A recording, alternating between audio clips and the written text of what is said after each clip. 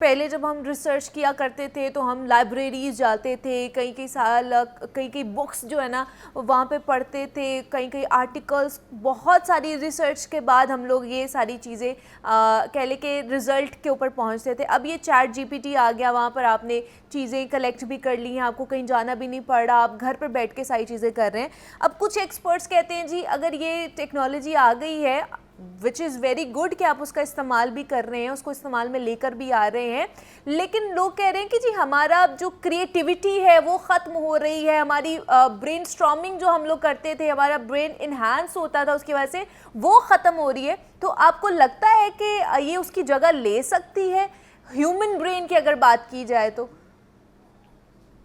देखिए, ब्रेन भी एक मसल की तरह है ना। आप उसको जितना एक्सरसाइज कराएंगे, जिस भी मसल को आप एक्सरसाइज करते हैं वही मसल स्ट्रांग हो जाती है। हम्म।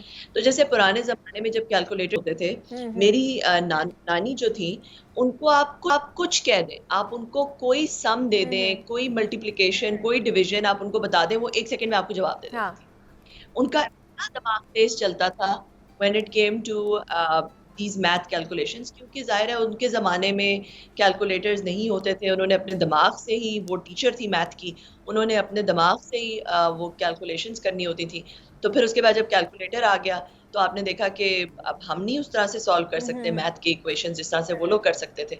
तो ये बात कुछ हद तक सही है कि जब जैसे जैसे इस तरह के टूल्स आते हैं जो कि आपका जो थिंकिंग वाला काम है वो आउटसोर्स, देखिए चैट जीपीटी में आपने ऑलमोस्ट जो थिंकिंग वाला ही काम था। पहले आप जब गूगल पे, इवन अगर आप गूगल पे रिसर्च करें तो आपके पास जवाब तो आते थे, मगर सोचना पड़ता था, हाँ। उनको जोड़ना पड़ता था, उनको एक प्रॉपर फॉर्म में लाना पड़ता था। मगर चैट जीपीटी ये सब कुछ आपके लिए कर देता है। हम्म। चैट जीपीटी उन्हें जवाब भी देता है, उनकी एक पूरी आपके लिए पूरी प्रेजेंटेशन जो है वो जनरेट कर देगा, उसका आउटलाइन जनरेट कर देगा, आपके लिए पूरा पेपर लिख देगा एग्जैक्टली जिस तरह। अगर आपकी प्रॉम्प्ट अच्छी है तो आपने अगर उसको प्रॉपर प्रॉम्प्ट दिए तो आप जिस तरह का पेपर चाहते हैं बिल्कुल उसी तरह का प्रपोजल या पेपर वो लिख देगा।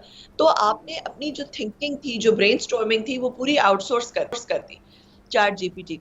तो ऑब्वियसली हमारा मसल जो है ब्रेन का, वो जो ब्रेन स्टॉर्मिंग में यूज हो रहा था वो अब यूज नहीं होगा। तो ये बात कुछ हद तक मैं ऐसे एग्री करती हूँ कि आपकी जो ह्यूमैनिटी की ओवरऑल जो थिंकिंग और क्रिएटिव एबिलिटीज हैं और जो ब्रेन स्टॉर्मिंग की एबिलिटी है वो जाहिर है इससे मुतासर तो होगी। मुतासर तो होगी।